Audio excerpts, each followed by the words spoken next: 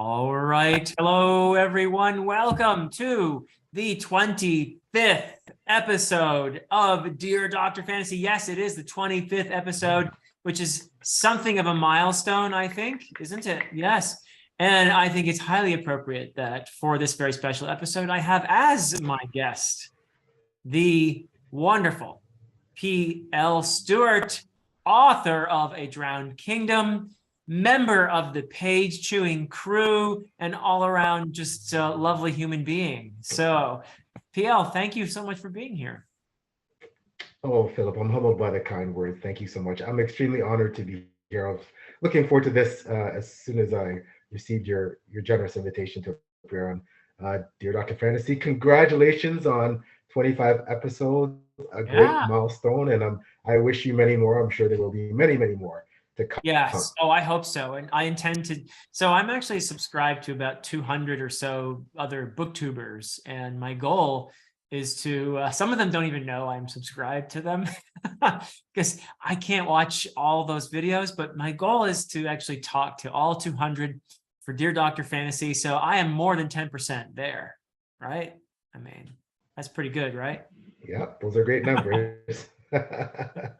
So, but anyway, yeah, it is so great to be here with you today. I have lots of exciting things I want to talk to you about. And I would like to get your version of the story now about the how the page chewing thing got started and how you got involved. I talked to Steve, obviously, from Steve Talks Books, and I talked to Taylor from Made Between the Pages. So your comrades I have already spoken to. How did this thing come about? And for people who don't know, I think it's really it's such a cool thing that you guys have going there, the page chewing thing. It's really lovely how you don't actually have your own channel, so you're sort of a halftime booktuber, I guess, in a way, right? I mean, you hang I'm around faking here, it. Yeah. yeah. Yeah, I'm Well, faking it, Philip. I'm faking it. well, we're making you an honorable booktuber, Well, so because you hang around here enough, I think, on BookTube. But the page turn thing is so great, and I think you play actually a pretty pivotal role in that, because I believe Steve told me that it was you who started really getting access to a lot of these other self-published authors and such. That there's a whole network that I think he was pretty clear about it. He was able to access this network of people through you. So you played a pretty pivotal role here, didn't you? well, Steve gives me too much credit, and he's far too modest. Steve has quite a few connections within the greater writing community, which includes booktubers, writers, bloggers, agents, editors. Quite a large, vast, and extensive community. And I have to give, again, all kudos to Steve. He's the one who conceived the concept for page chewing. He is a booktuber himself. He Yeah. has a great channel with amazing content, quite a large following. And I was blessed enough. I don't know what he saw in me, but he did reach out to me to do an interview on his channel. He was already doing author interviews well prior to page chewing. Yeah. So I was lucky enough to be asked by Steve to come on his channel.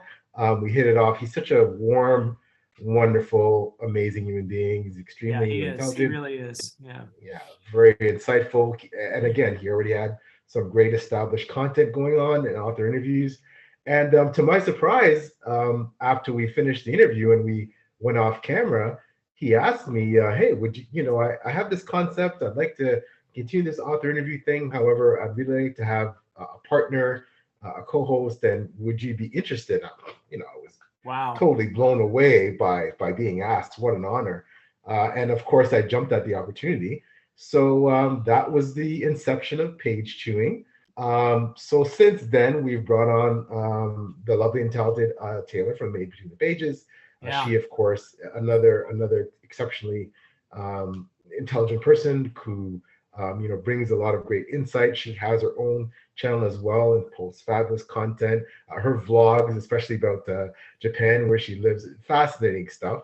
Yeah. Yeah. She's very well traveled, very, very extremely literate. So, but in any case, Taylor came on board after we'd done some episodes because we already had a prior relationship. We'd all got along so well. And I felt I'm sure that Taylor and Steve mentioned, we just seem to have this chemistry, and that's a very difficult thing to quantify or define. We just had Yeah. this thing, this vibe. So Yeah. based on that, the three of us now are, I think, form a great team. Yeah. And page chewing has evolved. I think initially the concept was, interview as many authors as we could, particularly from the burgeoning indie writing community, because Mhm. we felt that shining a light, sorry, on the self-published writing community where there was such a depth and breadth of talent and great things being done by these creatives. We Yeah. really want to feature them and promote their work. So I think that was the impetus behind Page Two initially.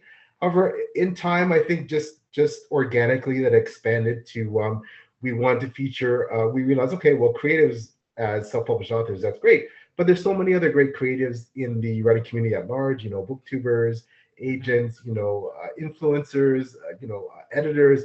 So we expanded that scope to include the broader writing community, and we've had some fabulous guests in that vein, bloggers, editors, etc. So now it's kind of taken off on a life of its own. It's morphing and changing, as I said, evolving as it goes along. But yes, I would say that primarily we look to feature our creatives, especially from the self-published writing community, Yeah. who I believe that in the last few years have gained a certain credibility that perhaps, at least perceptually, that was missing. A part of that, part of the Mhm. last few years, that and the now we believe that self-publishing, especially self-published fantasy, is becoming much more prominent, in the writing world, and so we want to continue to keep it, prominent, and that's what we're trying to do. I think you're doing a brilliant job of it. You're doing a really brilliant job. Well, thank you. It's a wonderful thing that we have here, and we talk about community a lot around here on BookTube, and you guys are part of various communities. There's a self-published community out there as well, I think, and that is very much overlaps with the BookTube community. And it's wonderful that you are sort of a venue. Let's say Page Chewing is a venue where these various communities can come together like that, and these great conversations happen when you bring these communities together. So it's really something special. And I'd like to congratulate you and Steve and Taylor on that, because as you said too, I think these things they tend to happen organically. You can't plan something special like that necessarily. So it's a great thing you've got going, and everybody do check out the Page Chewing crew, usually appearing on Steve Talks Books or Made Between the Pages. But their conversations are vital. They're a very key part of what we can do here on BookTube in terms of not only shining a spotlight on the very deserving self-published authors out there, but also creating that sense of community. And it's a vital part of all of that. So great stuff. Great stuff. So I'd like to talk about your book, your books, and we'll start. Though I think it'll make more sense though to start with your reading journey, and then I think that would segue nicely into A Drowned Kingdom. And so people, I hope, will stick around to hear, because we are going to talk about A Drowned Kingdom in a non-spoiler way. We're not going to spoil it, but I think it might be really cool to hear about some of the many influences that have gone into who you are as a writer. What have been some of the most important stories that have had an impact on you over the years, starting with little PL way back when. We can as many as you want. Just I'm curious to know, who are you, PL, through the stories that you have encountered and loved over the years. So yeah, whatever you want to say about that. Well, I think every story, with every person, begins with the person who bore them, and in this case, in my case, definitely my mother. My mother is was a single mother, and she raised me. She was one of seven children. She never received formal education past elementary school. However, she's one of the most literate and well-read people that I know. She was a writer herself. Wow. For whatever reasons, sorry. Well, I'm curious, what kind of books did she write? Or does she write? Well, so her story is an interesting one. So she was a romance writer, and she never formally published. She Uh-huh. wrote several manuscripts, and this is the curious thing that still in some ways perplexes me, and I wish things would be different for my mom. She wrote late in life, as I did, but I believe she was a bit younger in her 40s comparatively when she Uh-huh. started, and she had these manuscripts.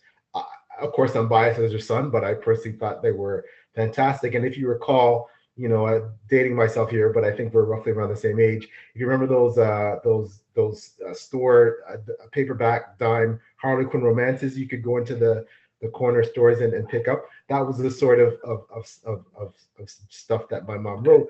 Okay. She submitted one manuscript to a publisher. She received a rejection, but some very salient and very good feedback that was promising, that was really encouraging. Like, hey, fix some of these things, and we think you have something here. And but she decided that was enough for her. The one rejection was enough, and she put her writing aside, and she never submitted another manuscript, and never published. But she, from the time I was little, I was doing silly things that young children do, like writing stories to kind of entertain my family. And if I got in trouble, I'd be like, hey, well, let me do something really to make people laugh and forget about what I've done, and I'll write some neat story and leave for them, and then everybody laugh, and so. But my family, of course, being family biased, they start to say, what, we think you have some talent here. These Yeah. these stories Yeah. are really entertaining. And If I could interrupt and I apologize, but no, not at I all. just want to remark that your mother must be extremely proud of you, and that Well, thank you. I'm sure that in some way it is extremely fulfilling for her to see you achieve this, becoming a published author, even though it was something that you know. And the big difference too, I think these days for many of us is that self-publishing has become as you said in the beginning, a legitimate venue for people to get their stories out there. And that probably wasn't so much the case when she was sending off her manuscript. So that's a big change in the world. And here's an example of how awesome that change is. And so she must be just immensely proud, though. Well, I am pleased to say, yes, she is proud, and of course, I'm so eminently proud of her. And yes, I'm honored, I'm flattered that she tells me, my mother's 87 now, that Uh-huh. she lives vicariously through me, and Wow. she resides in Barbados. I see her. Actually, we're going to see her at the end of the month. I'm so excited to see her again. Oh, good for And you. Yeah. she, yes, she says she lives vicariously through me, and she's read my books, and she enjoys them. And but yeah, She's a as I fan. We grew, can call her a fan. Is that okay? yeah, we can legitimately call her a fan. And as I grew, I fantasy was one of my first loves. Books, authors such as C.S. Lewis and Tolkien and T.H. White and Lord Alexander. A lot of the early fantasy stuff. They it was really escapism. I discovered these worlds that I was an only child, and I reading was really something that I think a form of self entertainment. When you don't have brothers and sisters, is one of those things. I didn't start with athletic. I became more athletic later in life, but initially I feel I was quite the bookworm, Uh, and reading was my passion, my escape. And I as I continued my education and later going to university, I loved reading so much that I got into I majored in English medieval literature with a minor in history at oh, good for University you. in Yeah. Toronto. And there was a time when I thought maybe it's silly, very silly of me, because I didn't have the the gravitas to do it. Frankly, I thought about teaching and getting my MA and becoming a pro, getting my PhD, becoming a prof, but that I put that aside a long time ago. I still have so Yeah. much respect for academics such as yourself who have Wow. the discipline to do all that. But Yeah. I mean, it's an yeah, incredible journey. Just a slight aside too. Maybe most people won't know this, but as a medievalist, I know the University of Toronto is one of the best places to go for medieval studies. So they have a really fantastic program there for graduate school, and I'm sure undergraduate is great too. But yeah. yeah. So I went to York, which is like the back when I was going there was maybe the lesser cousin or the stepchild compared to U of T. My daughter actually, funny story quickly. I remember my daughter who went to U of T. I remember being so excited she was going to university. My oldest daughter, I have two, and the other one's currently going to Laurier University. And I remember me getting excited that she might go to York, and she patted me on the head and said, "Oh, Daddy, I got accepted to U of T. Like a B at U of T is worth what an A at York is." So she kind of plugged me off and I went to University of Toronto instead. She did undergrad law and decided not to be a lawyer, but she actually took some English course, and she said, "Dad, I taking these English courses pretty difficult, at the university level." And but Yes. anyways, Yes. I when I went through a phase in my reading journey where I very much got away from fantasy, largely because of my career, because I got involved in law enforcement. So I was typically reading murder mysteries, police procedurals, that kind of thing, because of the Okay. line of work I was in. Yeah. And then, Yeah. I had a busy family. I didn't have much time to read. They were having to raise four children, and life interjects. And I really hadn't read a lot. But then later in life, as I had more time, as my kids got older, I started reading again, and I really rediscovered my love of fantasy. And Uh-huh. then I'd always had it in my head to write a book. I'd started just cursory manuscripts when I was younger that I cast aside. They were all garbage. I'd be embarrassed to read them now, but I always had this thing inside me I want to write, and I think it's the genes. I think it's the genetics. My mom, Yeah. there's something in there that as creatives, as well. I know that you're a writer as well. That you Mm. feel that there's this story wanting to burst out of you, and it just, irrespective of my age, that never went away. And when I reached my late 40s, I was finally in the headspace, and you become more of an empty nester, and you have more time to do things. I was at this point in my Mm. career where it wasn't quite as busy, and I was like, I think now's the time. And I didn't know how I was going to publish.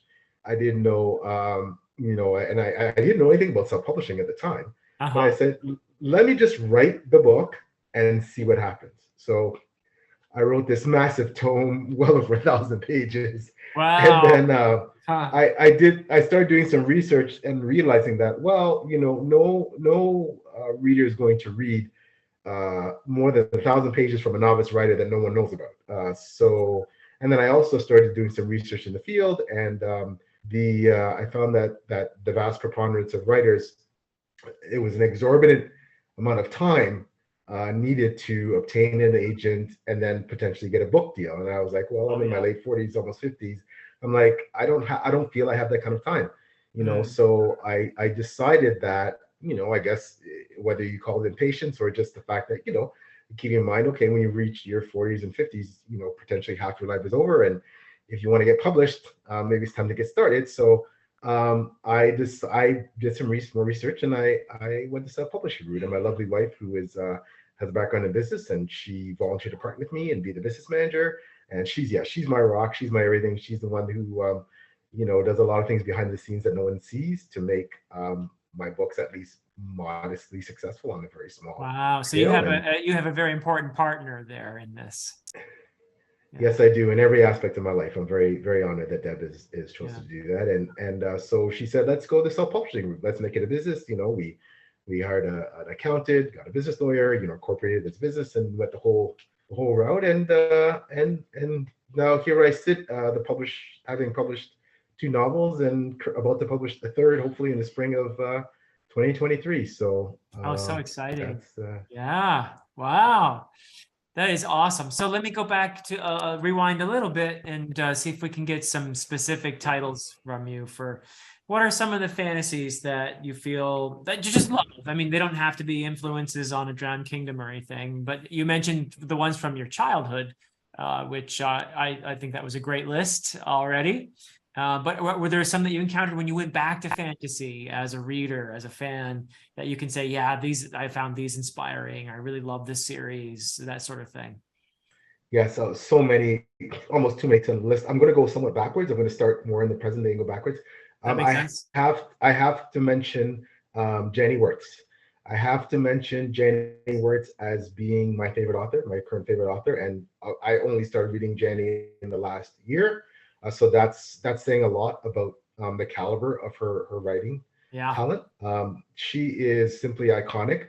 I don't think people realize that Jenny is a contemporary of the George R. R. Martins and the Robert Jordans and the Stephen Donaldsons and the Stephen Ericksons, and she is no one writes like Jenny Wirtz.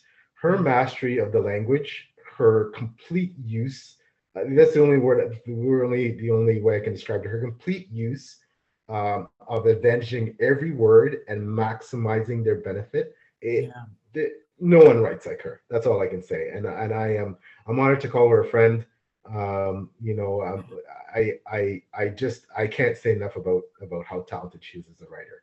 Yes. So Yes. she's very much a current influence on my writing. Going backwards, though, when I was just getting ready to actually start writing the manuscript that would eventually become A Drowned Kingdom and The Last of the Atlanteans and the other books that I planned in the series. It was actually another person who I consider a friend, Miles Cameron / Oh, Christian yes. Cameron, Yeah. who, it's funny, I was over at his house the other night for a barbecue with some of his friends, some of his reenactor friends. He's a fabulous reenactor, traveled the world. And I saw your reading his tweet. traders. I saw the tweet. Yeah, it was a blast. Deb and I went over there, got to meet his lovely wife, Sarah, and some of his friends. Great, very talented people, really intriguing people.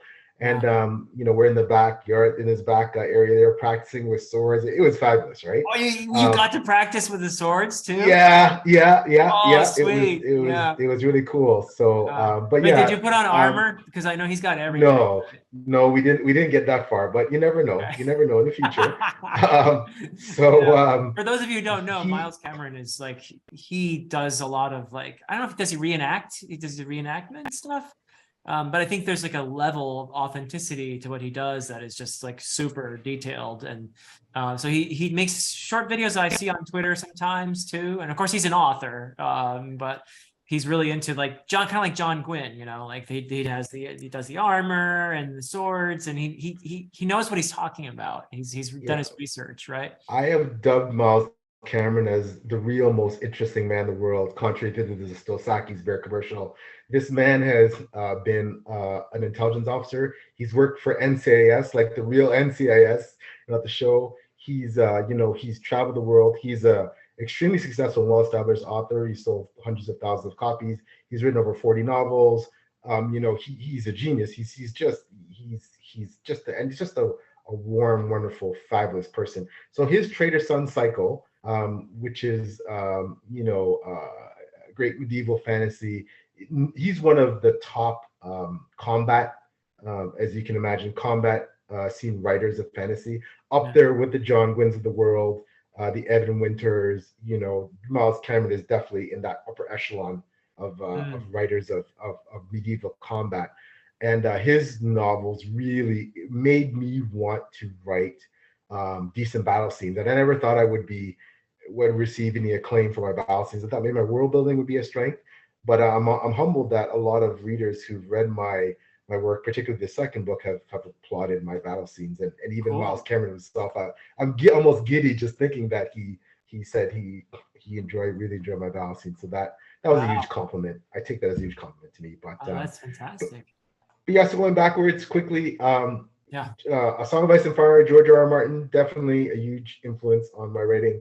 Okay. Stephen R. Donaldson, his Thomas Covenant Chronicles, Lord of the Rings, of course, by Tolkien. Yeah. Of course, the essentially the if you want to say it, the patriarch of of modern epic or heroic fantasy. This so many others, but yeah, those are some of the books more recently. I've really gotten into Malazan. by Steven Erickson. Yes, I've Just sort of I been mean, watching your Malazan journey there a little bit. Yeah. wow. Fortunately, I've had people like yourself and AP Canada, and your brilliant arch nemesis, Yes, the nemesis. that has helped guide. I've had the honor to be on his channel. He's helped guide some of us, He can be in helpful our. sometimes. Yeah. Yes, we love AP in my Malazan journey. I'm still very new to Malazan. I'm only a few books in. Um, there's so many books I can name, but those are just some of the ones that, in recent times are really impacting how I look at my writing. I said this recently on a previous episode of Page String that I'm a graybeard. I'm of that old school. So yes, yeah, I'm with you, Philip. I subscribe to that Stephen King. You can't be a good writer unless you read a lot, Yeah. and that is something that I pride myself in trying to do now regularly. I'm also a blogger with a wonderful Before We Go blog that's led by the incredible Beth Tabler, another well-known person in the writing community. I'm Oh, an assistant yes. editor there, so I do a lot of reviews. I don't really read now. I also put a lot of reviews on Goodreads and on the blog site, and I believe that's helping my craft, my writing craft. I Oh, feel yeah. that it's integral to my success as a writer. So. Absolutely. I 100% agree with you that it's common enough advice, but it's something that you only realize in the doing of it, how much you learn from reading great authors and engaging with them in a way that's you're reading them as a fan, as a reader, but you're also reading them as a writer. And I think that there's a slight difference there. If you're thinking about being a writer yourself, you start to read a little bit differently with paying probably more slowly, and you're paying more attention to what's going on and not just subconsciously absorbing storytelling, but thinking about how it works, right? Did you ever find yourself doing that as you were reading some of these authors? Yes, I did, and now, and I would be remiss in not adding that my self-published fantasy author friends, many of whom we have these really these great relationships with that it's we've bonded over our journeys, and they are brilliant writers. We've shared these other successes and commiserated during things like a bad review, or when we get down and struggling through imposter syndrome. Yeah. But people, such as Bjorn Larson, Holly Tinsley, Tim Hardy, Crystal Matar, Sean Crow, Jacob Sanix. I have to mention some of these people who are not only phenomenal authors, but great people, so supportive, and also people who understand the complexities of being an author and what comes with that, whether you're self-published or traditionally published. And I didn't, and I apologize. I didn't want to make it seem like there was this huge disparity between being self-published and traditionally published. I'm all about, the communal aspect and breaking down barriers. And I don't like to make those labels, but I know there is a difference. However, we're all writers, we're all authors, right? And Well, wait, let's talk it's about that because I feel like that's sort of an elephant in a room that we can talk about a little bit. And I'm with you. By the way, I didn't even hear the slightest hint of disparity in what you were saying at all, or no disparagement whatsoever. I think you were actually very well spoken there, but there are differences. I mean, let's just acknowledge that. To be a self-published writer is to have to take a lot more responsibility on yourself than you would otherwise. And there are skill sets that you have to learn, I'm sure, as a self-published author that traditionally published authors, at least nowadays, actually, I think even traditionally published authors are having to do a lot of these things too. Because they're doing a lot of their own marketing. They're having to be social media wizards and with all that. So perhaps these things are blending into each other more and more. But there is more support built into being, I think, a traditionally published author than a self-published author. And the fact of the matter is, there are certain let's say, services that are more readily available to a traditionally published author, such as editing, and it's a huge investment to hire, for a self-published author, to hire an editor, especially a really good one, a very qualified one. That's thousands and thousands of dollars. I'm sure that many self-published authors spend way more than they make on the books, if to make them, and they're not doing it for money. They're doing this as a project of love and passion, and they want to make the best book they possibly can. So if they go out and they pay an editor, a developmental editor, a lot of money, thousands of dollars, you have to, if you obviously want a great cover for your book, thousands of dollars, I would assume. It's a huge investment that, you're at a disadvantage in some ways as a self-published author. And that's, but if I think there's a big if here. If you're willing to do all that and put in all that time and effort and go back to your manuscript and edit and edit and edit, I think that a self-published author can achieve a story that is every bit as fantastic and wonderful as a traditionally published one. And there's just a range of talent and that, but there's nothing to substitute for hard work. And so I think I do firmly believe that these days, more than ever, it's possible for a self-published author to achieve that. But it takes a lot more will, I think, on the individual's part. Do you agree with that? Well, I do on many levels, Philip. I think, and I have to harken back to another author friend, Stephen Arian. He's a traditionally published author, great, Yes. great Yeah. novelist, The Coward, one of my favorite books I read last year. He's also considered somewhat an expert.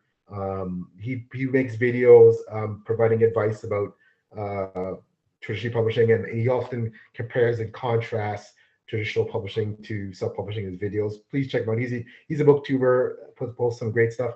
I find that, in my very unexpert opinion, yes, the lines have become very blurred between traditionally published authors and self-published authors.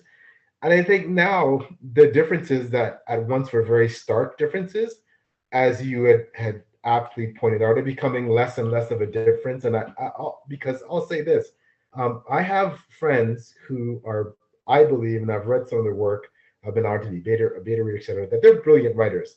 Mm-hmm. And they have been searching for years. One of them that comes to mind, a decade almost, to find an agent, to secure an agent. An agent. Through querying, etc.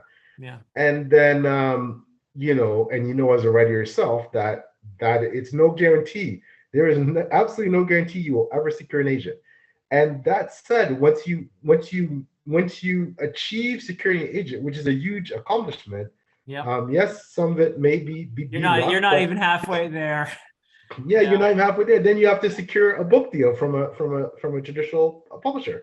Yeah. So I mean, that in itself, when you look at the effort, time, dealing with the potential disappointment, and the frankly, the grind of trying to query, sending your manuscript out to hundreds and perhaps thousands of agents, getting rejection letters, getting partial requests, full requests, then get out to getting rejected, resubmitting, I mean, that whole process is, hats off to you and anyone else, because that takes steely courage and fortitude and perseverance.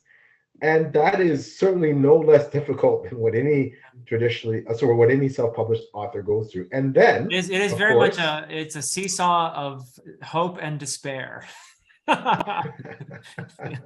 Yes, very, very well said. And then, of course, even if you secure a book deal, brings to mind a fantastic and extremely popular, probably one of the most popular, specifically grimdark self-published authors, Michael R. Fletcher, author of Beyond Redemption. He was traditionally published. He got the brass ring. He got picked up by HarperCollins, I believe, and traditionally published his first book, and it received a lot of critical acclaim. However, for whatever reason, the sales weren't there, and they didn't pick him up for his next book. and then he went on to be arguably one of the more successful self-published fantasy authors, period. Yeah. So, Yeah. even getting that agent and getting that book deal doesn't necessarily assure you of long-term sustained success in the traditional publishing industry. And True. then you have, on let's look at the other side. You have someone like what right now in self-publishing I think is an anomaly, but I believe that's changing. I think there'll be more and more. Look at someone like Will White, who is a New York Times bestseller. Yep. He sold, probably millions of copies. But perhaps in the greater literary world, the traditional published literary world, he's not as well known. However, he's extremely successful Yeah. and He's done sells very really well. well. Yeah. And and he's a self-published author. And there have been other outliers, if you want to say, Did he prior cross to over into traditional publishing? Will White, did he cross over or? I'm not sure. I'm not sure, but Okay. Okay. we. What I was going to say to that, that's an excellent thread you pulled Yeah. on. That Mark Lawrence, a very very well known traditionally published author of fantasy and Yeah. sci-fi, has started this self-published fantasy blog off, where self-published The fantasy writers can. SPFBO, right? Yes. I'm also one of the judges with Before We Go blog. Uh, Yes. Yeah. so if he's done that as a way to showcase how much talent there is, in self-published fantasy, and uh, many of those authors who go on to the semifinal and final and rounds of that competition and win the competition have success because of that, have picked up book deals specifically because of the success they've achieved at SBFBO. So I think you'll have more and more self-published authors who make the transition to traditional publishing, and then you're seeing a lot of traditionally published authors who are even going the other way and saying, you know what, I have this particular idea, this project that I don't believe my publisher would go for. However, I really wanted to see the light of day. I I mean, want to I even want to get Brandon it. Sanderson has done that to some extent, Yeah. right? Yeah. Yes, exactly. His Yeah. Kickstarter, the I can't remember how many $1 million Kickstarter, that the most successful Kickstarter in history. That, yeah, but of course he has the clout and the Yeah. readership that Yeah. Yeah. he doesn't need a traditional publisher I anymore, mean, right? He could just. he's an anomaly, probably, Yes. it's fair to say. But I have a question for you. Are we going to reach a point where an author who does reasonably well at self-publishing is going to and might get offers then, which seems like that happens a lot these days, that an author who really sticks out, who does well as a self-published author, is approached by the traditional publishers then. That seems to be a more common route these days to getting traditionally published. But is there going to come a point when that author is going to say, I think I'm actually better off staying here rather than going there? Because there are, you keep a lot higher percentage of the sales than you would in traditional publishing. So they'd have to sell, like 10 times as many books for you as you can sell on your own, which is going to be the case for most authors, I think. But, somebody like Will White, if he hasn't made that transition, I can understand why, because why would he, if he's selling millions of books already and he's keeping whatever it is, 50, 70% of the sale or whatever, I don't know the number, but I'm sure he's doing fine. Why would he then, when a traditional publisher comes along and says, oh, let us publish your book, and oh, by the way, you're going to get 7% of the sale and you're going to have to give 15% of that to your agent. So why would somebody do that if they can achieve that level of success as a self-published author? Well, that's an excellent question, Philip, and I'm sure you're aware. I believe that it's a complex answer in that, as anyone watching any broadcast like this knows that, and has any, even most cursory knowledge of the industry, is that prior to the last 15, 20, let's just say 30 years at most, that self-publishing wasn't an option in Right. terms of getting your book published. Right. And there was also a belief perhaps now I believe now unfounded, but perhaps initially I wasn't part of the industry back then, but that belief, was very pervasive that self-published books were of a lesser quality, a far lesser quality than traditionally published books, regardless of the genre, right? I believe that is now more of a fallacy with the quality of self-published books. But I still believe, though, that aside from whether you look at the benefits of one or the other in terms of financially or potential outreach or exposure, or I believe that there's potentially a validation issue that comes with being traditionally published, that Yeah. someone else who is essentially part of, and I don't like to use the word gatekeeper, but someone who is a part of the professional publishing industry that Right. works for a multi-million-dollar corporation, someone who's supposed to be has some expertise with what makes a good book, has decided that your book is worthy of being picked up by their corporation. And Yeah. I think most human beings, myself included, would be guilty of wanting to feel validated. I think that's a very natural impulse, and I think that that will always, I think, as long as traditional publishing exists in the iteration that currently exists in, I think there will always be a drive and desire for authors to want to feel that validation. And and I mean, we could talk for hours about okay, well, the advantages of traditional publishing with having the huge promotional machine behind you and having an agent who can negotiate international rights and all these things versus the higher royalties you spoke about as being self-published and the more creative control. We could go back and forth. Yeah. In some ways it's like comparing apples to oranges, but at the same time I'm sure that we could both present a compelling argument for each type of publishing Yeah. as to being more advantageous than the other. However, I think ultimately it comes down to validation. I think is a key element of why people pursue traditional Traditional. publishing Yeah. versus the people who are well enough informed to know that there's advantages and disadvantages to both. However, I want that feeling of you know having You my make a book on in the bookstores of you make a great point, and I think you're absolutely right. I will put this scenario though in front of you, which is it's something to think about. Which is to be a successful traditionally published author, you have to not only work extremely hard. And by the way, we're not knocking anybody in the traditionally publishing industry either, because these are people who love great stories, just like the rest of us. So, but you have to work as a traditionally published author to be successful. You have to work very hard, and you have to win the lottery 3 times at least. The first time is when you get an agent.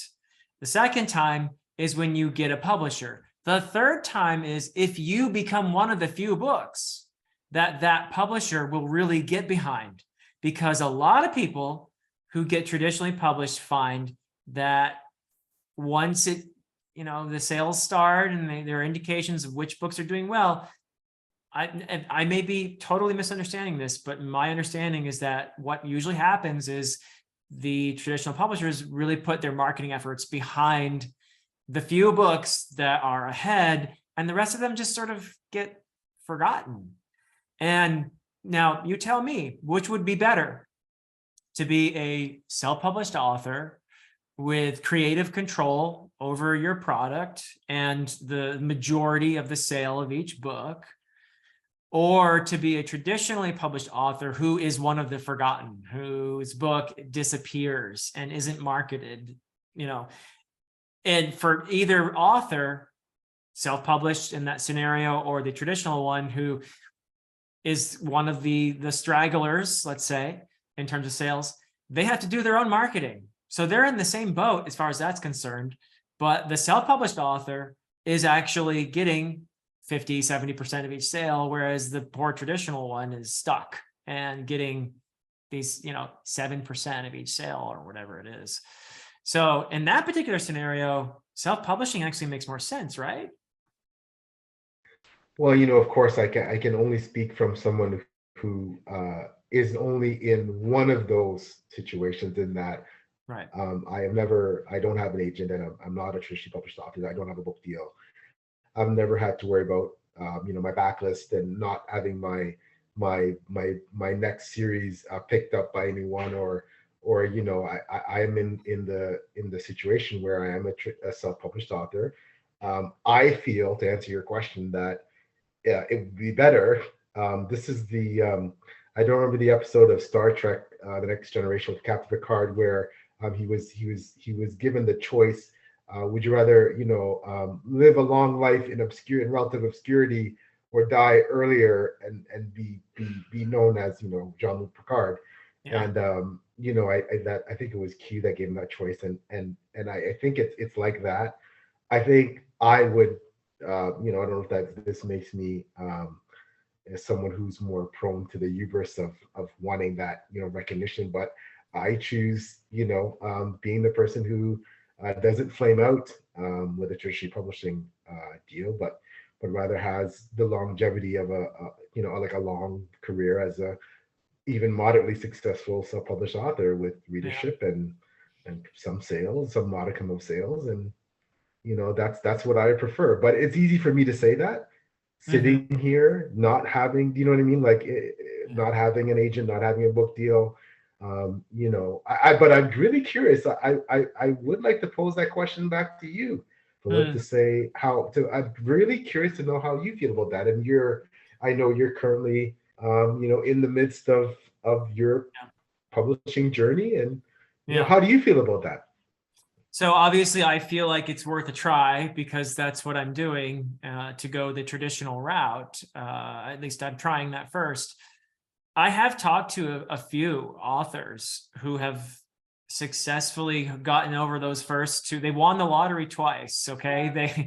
They worked their butts off to write these books, and they got an agent, and they worked even more to make the books even better, and then they got the deal from the publisher, and it was the best day ever. But then the book came out, and the publisher didn't do enough to back the book, and their books are just sort of languishing in obscurity. I've talked to people in that situation, and it's like I can't imagine anything sadder. I really can't. And I mean, I'm sure there are plenty of other worse fates, but you and I are writers, and I think we'd feel like a sort of our hearts die a little, hearing about something like that. So that is a situation I would hate to be in. I do know that whatever happens with my books, I'm going to get them out there one way or another. Whatever happens, I'm going to have to market them. I know that. That's the reality these days. Even if you do succeed on that third lottery, even if you win the third lottery, and the publishers really do put a good faith effort into marketing your books, you still have to be a self-marketer now. I mean, there's just no way around it. So I know I'm going to do that. I'm prepared to hustle. I'm prepared to do that.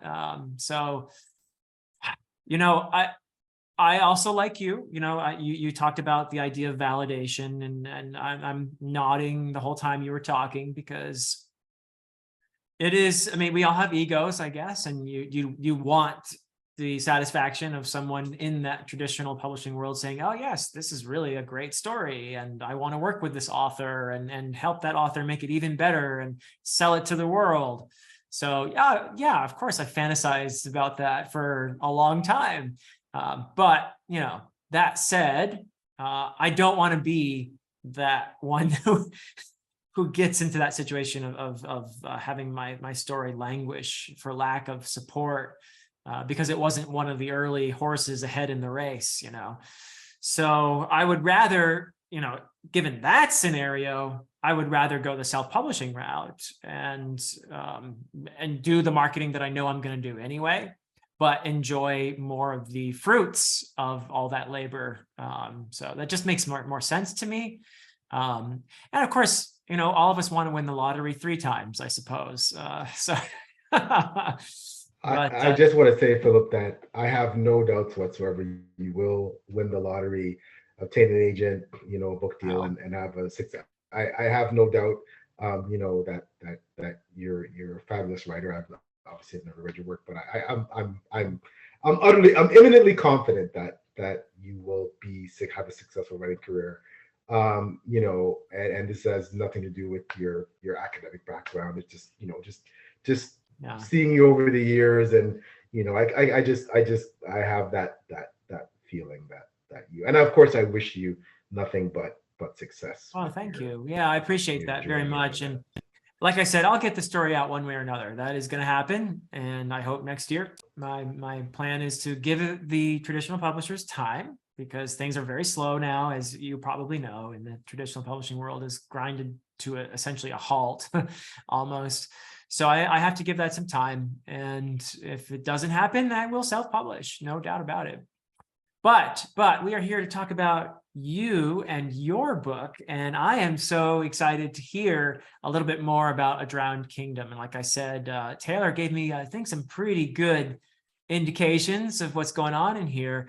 But I want to hear from you personally, if you don't mind. And I'm no spoilers again, because I haven't read it yet, and most of my viewers perhaps have not read it yet. So, but if you can, in a non-spoiler way, tell us about your book and what you were trying to achieve in it, and maybe some of the important themes in it and that sort of thing.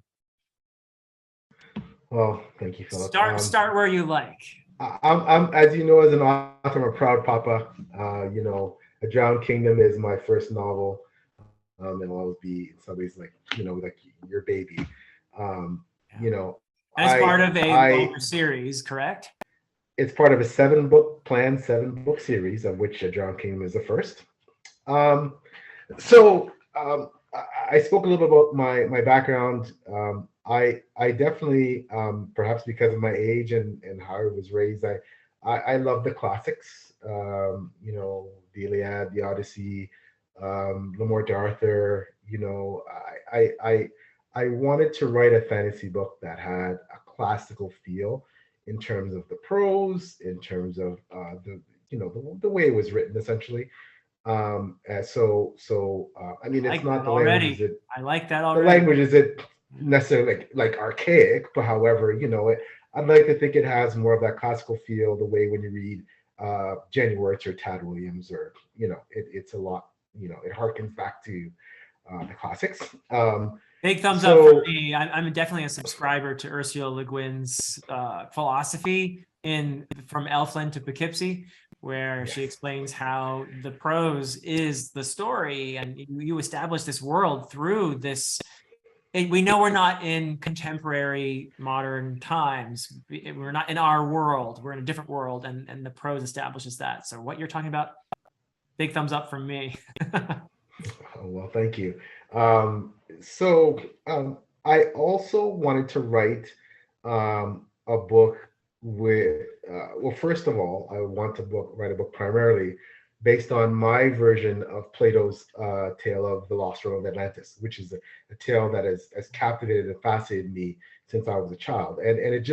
it's just so interesting to think right now that right now out there are dozens, hundreds, thousands, perhaps people researching and looking for this what they say is a mythical place that likely never existed. However, so many people believe that it actually did. Yeah. And I just found that I also found that fascinating. And so I wanted to write something. I've read Plato's original tale, and I wanted to write something that was somewhat true to a lot of the concepts that he placed in his tale. I tried to do that in my own way. Obviously, that means that the tale isn't so much unique, but a retelling rather of hopefully somewhat invented in some of the things that I include. But Hmm. and then I also want to write a book that, because of my experience as a racialized person, my experience in law enforcement, just my life experience, that I want to write something with themes that I believe were timeless and that would be relevant and compelling and thought provoking today. So I want to incorporate things like racism, homophobia, colonialism, Yeah. sexism, misogyny, religious intolerance, things that have troubled and confounded humankind for as long as we can probably remember some of the themes. Some are much more contemporary themes, but Wow, for the most part, that have confounded us for centuries. So amazing. that's So what I wrote about. Taylor, sorry to interrupt you, No, but along with that, what you just mentioned, Taylor mentioned that your protagonist isn't necessarily the nicest person. Without spoilers here, we'll just say that your protagonist is not the nicest individual. How hard was it for you to inhabit that character you're exploring these themes that you just mentioned, racism and homophobia, et cetera, et cetera. And I'm assuming that to do that, you're inhabiting the mind of somebody who has beliefs that are very counter to your own. So how difficult was it? How do you achieve that? And do it with empathy, even because you must have some feeling that this character is worth exploring if you're going to do it that way, right? So I would imagine that you must have an incredible amount of empathy as a human being to find the place within you to explore someone who is so hateful in so many ways, right? I mean, how did you do that? well, thank you, Philip, for thinking so highly of me. I believe that we're all flawed human beings and we all have our own unique biases and prejudices and things that we'd like to improve and things that we're ashamed of. But yes, I do believe that hopefully, my general views are the antithesis of my main character, Okay. who is quite the bigoted, privileged, self-righteous person who, believes that they come from a society that was at the pinnacle of all societies, Hmm. and in addition, this person was at the pinnacle of that society, being a member of the royal family of Atlantis and second line to the throne. Um, I felt that it was, to be honest with you, it wasn't difficult for me at all, because Hmm. I feel that perhaps I have a unique, I don't see myself particularly special, but I've had people in my life, bosses, colleagues, even potentially family members and friends that have had views that I found times abhorrent, absolutely abhorrent and Hmm. contrary to my values. And I believe if we all look back through our lives, I think we can find those people in our lives and very accurately, make a caricature of them, because I think we all know what the face of these things look like. We know what the face of racism looks like. We know what the Hmm. face of religious intolerance and homophobia and sexism and these recent movements such as Me Too and Black Lives Matter, they didn't come out of nowhere. No. Um, and I think it was quite. I'm not boasting to say, oh well, I'm such a great writer. I'm saying that just personally for me, it was easy for me Hmm. to describe someone that was like that. But I think where you talk about the empathy, I feel that that George R. R. Martin tenet that a villain is a hero of the other side. I believe that that's a really important thing that we need to understand about life if we want to combat and overcome some of these challenges that I've spoken about, because we Yeah. need to understand what the viewpoint is of someone who has these entrenched views that we find repulsive, and why they feel that way. How did they come from that way? How do they continue to think that way? What could potentially make them change? To what degree could they change, if any change is possible? Yeah. What would that change look like? How would it manifest? So those are some of the things that I wanted to explore, and those are some things I felt it would be quite easy to explore from the perspective of someone who came from a place of extreme privilege.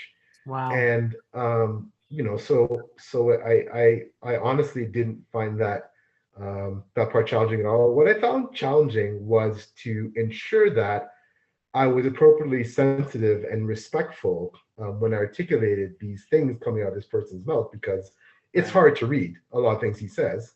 And obviously I wanted to make an impact and hit hard, but yet still make people understand that, first of all, I don't hold these views, Right. and that these views are again, abhorrent and repulsive, and Right.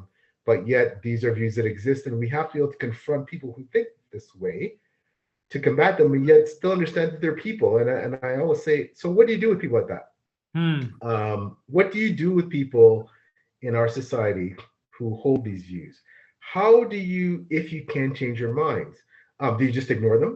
Do you just, leave them be? Will that help change the problem? Like, what do you do with these people? And I think that's probably the key question. I'm not smart enough to have the answer, Philip. I'm Oh, just I was saying. waiting for the answer. No, no, maybe someone like you, you're a brilliant person. Maybe you would, but I don't have the answer. But I do know that Yeah, I don't think you can even begin to tackle the issues until you deal with the people themselves.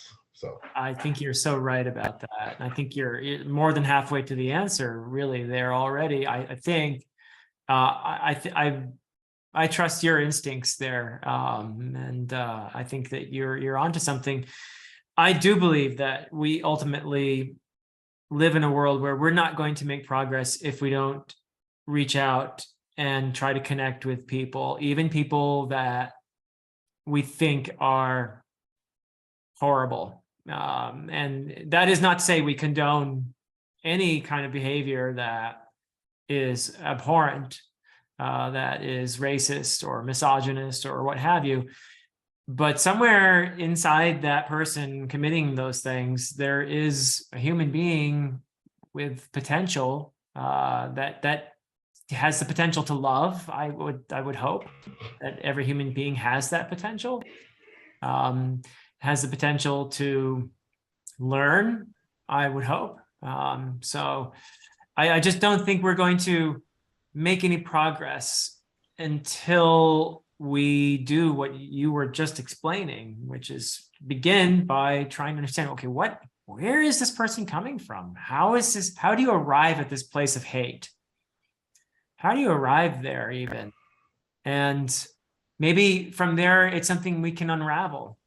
It has happened. There are people who have come away from awful, philosophies and said, I grew up with this. This is what I was taught was right. I believed it, but then this happened to me. I encountered this person who listened to me. I don't know why, but they did, and it changed me. And I got to thinking, and then I was able to see a different view, and then it was life changing. That has happened. So there is potential there for that, right? yeah, and I also want to make the point, Philip, that even beyond that, I think what we have to recognize is that, Taylor says this best in that two things can be true at once. So someone who is holds some, pretty appalling views can also be someone who goes to work on time every day, works Yeah. hard, pays their taxes, love their Yeah. kids, helps elderly lady cross the street, Yeah. does all these, contributes to charitable organizations, the list goes on, but yet they hold these views, and that even makes the situation more of a conundrum, because okay, you look at these people and you say, okay, well, this is someone who seems nominally intelligent and does these Mm. good things in this portion of their life, and the and then you go, but right, and that's the dichotomy of us as humans. And I think Yeah. it's all about degrees to which someone holds these views, right? As I said again, I think we all have our unfortunately have our own innate biases and prejudices and things Yeah. that, but of course, some people are on that extreme of the spectrum, right? And it's those people that we're talking about. And then, but what do you do with them? They're human beings, Yeah. right? What do you do with them? How do you change them? Can it be changed? And how do we impact change to affect positively the greatest number of people by dealing with these people who have these views? And that's a Yeah. really tough thing to approach, It right? sure is. Um, We seem to be so inherently tribal, and perhaps what we're talking about, our survival depends on transcending our tribalism, so that I see myself in a woman. I see myself in a gay person. I see myself in a Black man. I see myself in you name it. These are my tribe, all of them. all of them. So we've gone from, I hope that the story of humanity is one of a broader and broader, a bigger and bigger circle of here's my tribe, and what's outside of it is other, is bad, is different. That circle, I think, has gotten bigger over our story. And at some point, hopefully, the circle will encompass the entire planet, not just humans, but other creatures, that we live with respect for the rest of life. It seems to me that that's, I hope, where we could head. I mean, I'm an optimist here in that respect. Maybe I'm naive even, but I feel like our survival depends on that transcendence. I completely agree, Philip, and I think that one of the keys, and I'm still learning, growing, evolving as a human being, even in my 50s, even that past the halfway point of my life. I feel that so much of it has to do with time and exposure, and I believe that with time and exposure, and perhaps prolonged exposure, being with people who you believe are so outwardly different from you, and realizing how much more the same you are than different, that ultimately we're all human beings. Yeah. We all share so many more of the same commonalities than we do differences, when we really break it down to brass tacks. Mm-hmm. And that, to this point, one thing that I also delve into in my novels is the Yeah, let's get question of back to the faith. novel. Sorry, the question of faith versus religion. I was Oh, raised very good. religious. But Yeah. it's funny. I have a friend that said, formal education makes you stupid, and I laughed when they explained it to me. I What they were really trying to say was that, when you go to institutions of higher learning that pride themselves on being very open-minded and very, all these ideas, this wealth of ideas, and you as an academic, having a doctorate and being a teacher can maybe attest to this. You also, positively or negatively, start to um, look at your own beliefs more closely when you're exposed to all these different points of view, and sometimes it can be Yeah. very confusing and contradictory. But Yep. I will say that the one thing that I learned through my education and through my life experience, probably the combination of both, is that religion is very different from faith. And religion, and this is the way I approach it in the Drowned Kingdom, that religion is essentially, and I say this not to offend any one of any faith or belief, I say that religion is the human-made trappings and The the institution. the institution, the bureaucracy, the hierarchy around which the faith is based. It's very, and unfortunately, because it is human-made, it is subject to human flaws. Whereas faith is something different. That's your belief in the deity or deities, whatever your spiritual yearnings towards that particular thing is. But we have to learn to separate the two, and we have to understand that religion, on this hand, as much as it can be a force for good, um, it can be a force for some of the most horrendous things, and an excuse for some of the most horrendous things we've ever done to each other as human beings. And I don't say this to pick on any particular religion, but if you look at many of the world's genocides over our long human history, I think you'd arguably say that half of them can be directly attributed to something to do with religion, whether it's the Spanish Inquisition or you name The your Crusades. but the Yeah. Or Crusades, it yeah. was used So as an excuse, at least. Yeah. Yeah. yeah, so we need to be careful about separating religion and the human-made aspect from faith, right? Hmm. Which is something sacred and very, and I think that my books, Drowned Kingdom and The Last of the Atlanteans, and the others, that's the second book. Hold up book two The for me. last, Yeah. Yeah. the Last of the Atlanteans. That's the second book.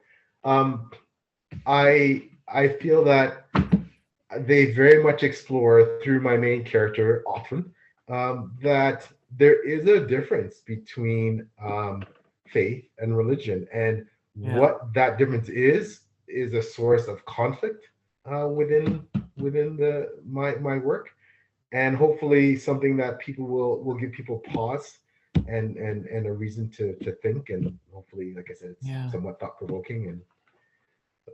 Yeah, it's interesting what you were remarking on earlier. That's another wonderful theme in there. This is really enriching. I'm really enjoying this a lot. But you were talking about what often happens to a person who grows up with a strong faith and then goes and maybe gets a university education or lives in a different part of the country or a different part of the world and sees different experiences, learns about more things. And that can have, for some people, not all, obviously, some people preserve a very strong adherence to religion through all that, obviously, but others, like myself, for example, I found myself questioning things that I believed when I was younger as a result of my life experiences, as a result of learning about, oh, this is how they put the Bible together. Oh, okay. I always thought it was just it came down from heaven one day. And no, that's actually not how it was compiled. Or living in another culture where there's a different religion and realizing, oh wow, these people are kind of like me, actually. They're they aspire toward the same things, they love the same things, we express our faiths differently, but there's like 99% in common, and then there's the 1% differences here and there. But that can have an effect of eroding your fidelity to that institution, to the religion. That doesn't necessarily mean you've lost faith, though, does it? That's a very different matter, as you say, right? Yeah, and I want to be clear. I honestly believe, and this is just again my own very unexpert opinion through my life experience, that had it not been for faith, and regardless of the faith, you can name all the major religions or the minor ones, whether it's Islam or Christianity or Judaism. I believe we would have destroyed ourselves as a human race because early on in our existence, I believe faith provided our moral fabric and Hmm. compass to keep us from succumbing to our worst human Yeah, impulses. So faith yeah, played a critical role and continues to play a critical role in human development existence. However, because I just want to emphasize that because we are flawed human beings, we cannot help but use anything, including religion, yeah, which is the outer shell, the trapping on faith, to for our own gain, yeah, potentially selfish gain. So, but I do believe that, to your point, I would like to think that um, as we grow and evolve as a human race, we will get to a point where we can have enlightenment in terms of our knowledge of others, through education, self-awareness, our emotional intelligence, all these a combination of many things, and still understand, appreciate each faith for what it is, and hmm, still be able to have our own intimate personal faith, regardless of what that is, or right, non-faith. And I have to include non-faith here. If you're, sure, agnostic, atheist, just, whatever you believe. I hope that we can evolve as a species to a point where um, we can have it all. And again, like you, maybe that's very naive, but that kind of Star Trek utopian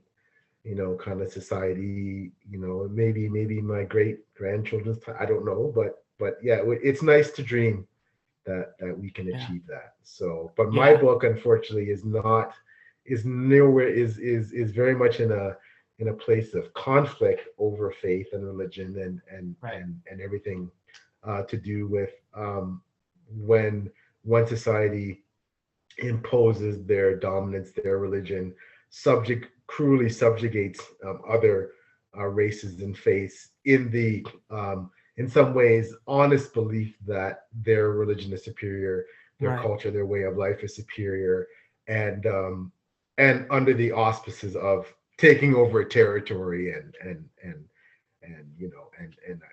acquiring lands and converting people for the good of hmm, those people, right? And yeah.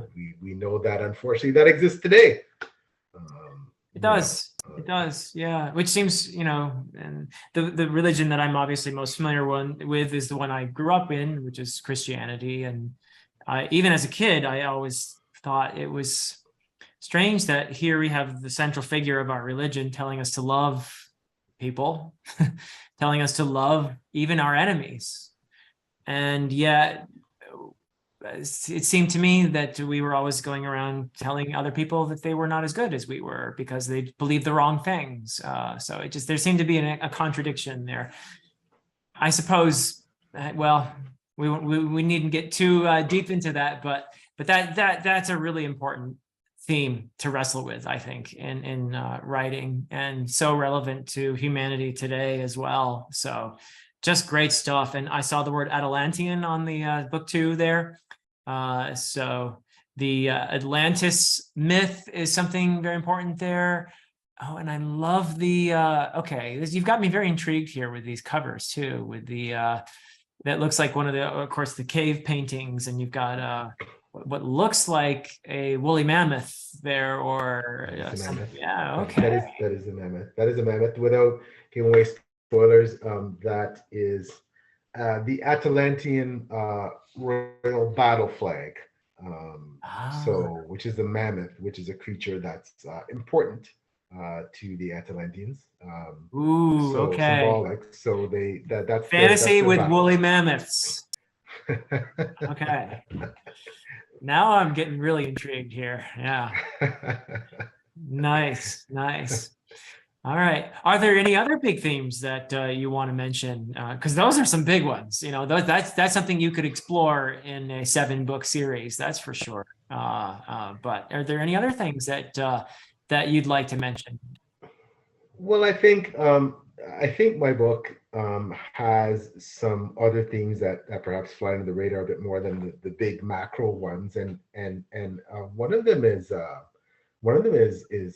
fidelity in terms of relationships, like monogamy. Uh-huh. If you believe in monogamy, like whether how that can be sustained if people such as in the more medieval ancient context, if royals are above in monogamy, what does it take to have a successful monogamous relationship? What kind of temptations Yeah. must you not succumb to maintain that? It talks a lot about whether or not your choices as a ruler, and more in the ancient context, can you be a good ruler and a good person at the same Hmm. time? Is that Hmm. possible? Because the decisions you make, um, that you would make normally based on things like your morals and your principles as a non-ruler, that you're free to make, that when you're responsible for a realm, that you're no longer free to make the same decisions, because you have to think in a very different context. You have to think in a very much more politically savvy and aware context that has nothing to do with morals, and may actually be contrary to many of your morals. And that's another big theme, especially in book 3 that I'm writing now, that we look at whether or not and I think that this is something that a theme that carries over today. Can you be a CEO of a company and be environmentally responsible and yet be profitable? Can you like Yeah. it's these kind of things that I also explore in my series. And finally, maybe another theme that I do explore that I'd like to quickly highlight is I explore the theme of, what does it mean in terms of parentage, legitimacy? What does legitimacy mean? Hmm. Is it all about your right through primogeniture to be a ruler, or do you have an entitlement to rule beyond all Yeah. that? As we know that typically, especially in more traditional monarchies throughout the centuries, is all about passed down. It was a very patriarchal, succession, passed down from father to son, and Hmm. but if you're outside of that for whatever reasons, does that still give you the right to rule if you're capable of ruling? Is it all about your Yeah. bloodline, or is it about how good you are as a ruler? So Hmm. those are also things that Cool. Cool. that You've worked a lot in there. When you write, do you actually think ahead? Here are the themes that I'm going to incorporate in here, or do they arise organically in the process of writing? I'm very much a Okay. planner. You're in my You club know, then. You're in my club. Yeah. yeah. So I told you before that initially the John King saga, what will initially become 7 book, was this mammoth, 1,000-page plus thing that I Pun decided to intended. chop. Pun intended. Yeah. Yeah, pun intended. Yeah. To chop into seven individual novels. So I had the benefit of having essentially the entire plot of the 7 books planned out, right? Oh, good. I also have planned out 2 separate prequel trilogies that will Cool. focus on heroes that my main character idolizes that lived long before he was born. And he has this very, again, this idyllic view of them. And they don't turn out to be exactly the way he thought they were, because, of course, Oh, how would you know? interesting. They're your Yeah. ancestors. You don't know what they were like. You only have, you know, uh, many third, fourth, fifth, 10th hand information and ancient chronicles You about mean what history's they not were. always accurate, PL? So Ah, yes, and then I have a successive 7 book series planned to conclude the tale oh my. after the 7 book series. The initial 7 book Wow. series So your is 1,000-page book is the foundation of the 7 book series. So I think it's safe to say you're not going to pull a George R. R. Martin on us. I'm gonna try as long as health and life allows me to Yeah. write. As I said, I'm currently working on Lord and King, which is the title of the 3rd book in the series. I expect it to be Okay. released in spring of 2023. My commitment is to release a book essentially each successive spring annually. So I'm so far with 2 books. I've done that.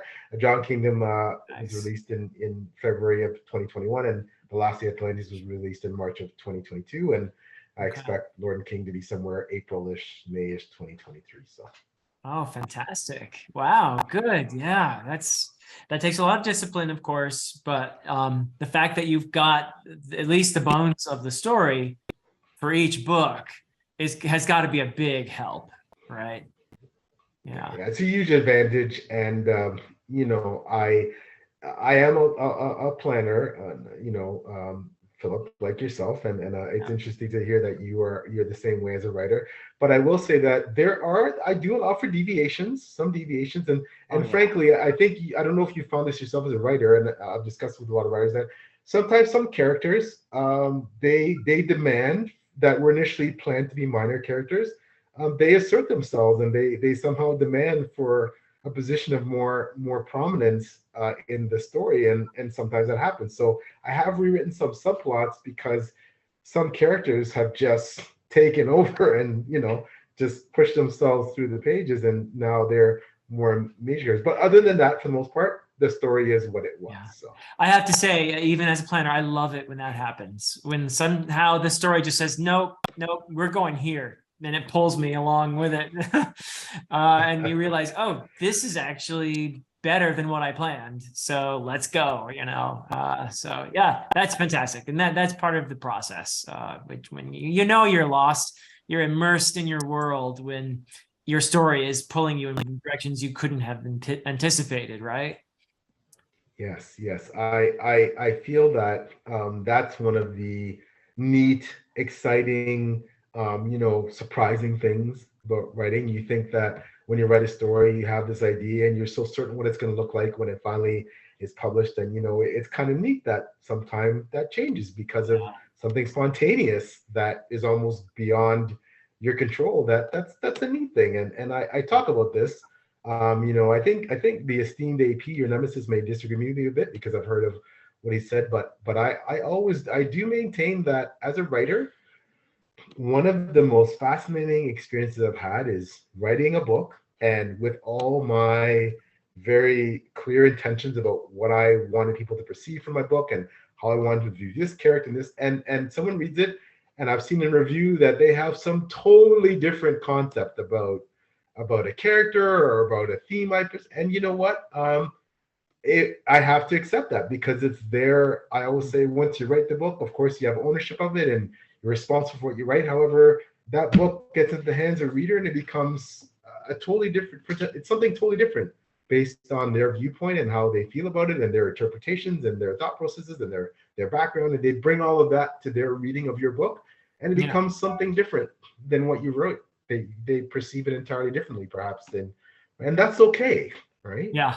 That's Sometimes it all might right. even be cool, right? It might even sometimes you might see a response say, I don't think I intended that consciously, but that is a really cool interpretation.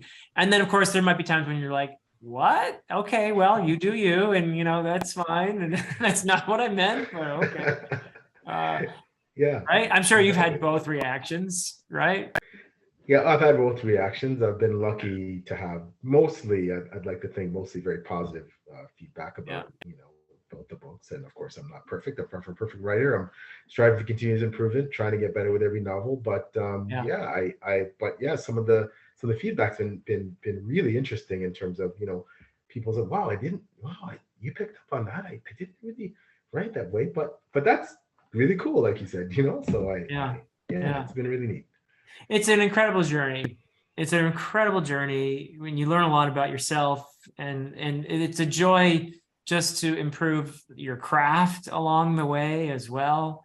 And I suspect that it's also a really wonderful feeling when you get the experience of having people's reactions to your book, and it's like, wow, okay, it's alive. My story is alive now. Is that, am I on to the right feeling there? You are. It's out in the wild, as a lot of us say, and you will experience that too for the one day. It's that terrifying but extremely gratifying feeling that someone, hopefully, I think the most nerve-wracking thing was who the hell is going to buy it besides my family. But fortunately, I've had some modest sales, but it's that feeling it's a really weird dichotomy in that you're so anxious to get the story out and you so want the world to see it, and then you're so scared that someone's not gonna like it. Like it's like sending your kid off to school, right? Like you want Yes, them to be out and wow everybody and impress the teachers and have all these friends, but then you're so scared someone's gonna hurt them or not like but them they're or so bully them little and or so vulnerable when they're getting on that exactly. bus, and you're like, oh,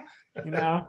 Exactly, and that's exactly how I felt about being published for the first time, and I still feel that way. It gets a bit better, just like with your Okay. kids. After you've had several, you get that experience, you get more confidence and understanding that hey, this is the way it works. Yeah. For your kids to have a fulfilling, full life, they need to go out in the world and they need to be exposed to danger and risk, but they also need to have those experiences to become fully functioning members of society. And it's the same with your book. You write your book and you put it out there and you're worried that people won't like it and you'll get bad reviews and people will think you're a bad writer. But then the only way to gain an audience and gain people who might enjoy your book, which is really why you wrote it in the first place, is to publish it. So Yep. we keep on doing it. Yep. We Keep keep at on it. doing it. It's steady tapping that breaks the stone, right? So Well said. Yes. keep Yes. at Well it. said. Well, this has been a joy for me, PL. I have enjoyed every single moment of this discussion, and I was so looking forward to this, and it has exceeded even my expectations. So I thank you so much for spending this time with me. It is very precious to me to be able to talk with a person like yourself, with your experiences. I feel like I've learned a lot from you today.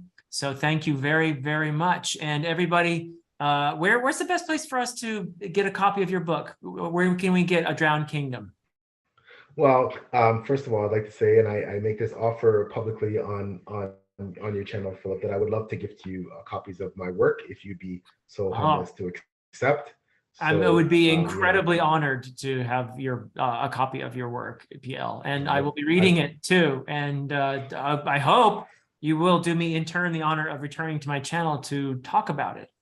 oh my gosh, I'd be so humble. Thank you. And but nominally to buy my work, they're available on the major Ingram platforms wherever you get your books. They're in major bookstores in Canada, in select regions, in the major bookstore, which is Chapters Indigo here in Canada. And you can get them Barnes and Nobles in the U.S. Anywhere, Amazon, my indie publishers, Friesen Press's website.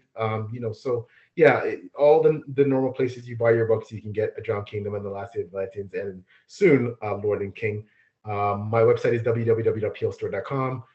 You can reach out to me on Twitter, which is my preferred social media platform at plstewart writes, and or through Before We Go blog. So Nice. And usually I get these questions, so now I'm thinking of them. Audiobook. Is there an audiobook, or do you have plans for an audiobook? there is an audiobook currently for A Drowned Kingdom, which you can get on either the platforms of Awesound or Amazon/ACX Audible. So there is not yet an audiobook for The Last Atlanteans. But there is one for Drowned Kingdom. I must say, I know bias again, the two voice actors have two separate distinct voice actors in the book, Adam Curtin and Sean Polite, and they both do a phenomenal job. Sean Polite voices the non-Atlantean characters, and very interesting, colorful characters, and Adam Curtin voices the main character, Othrin.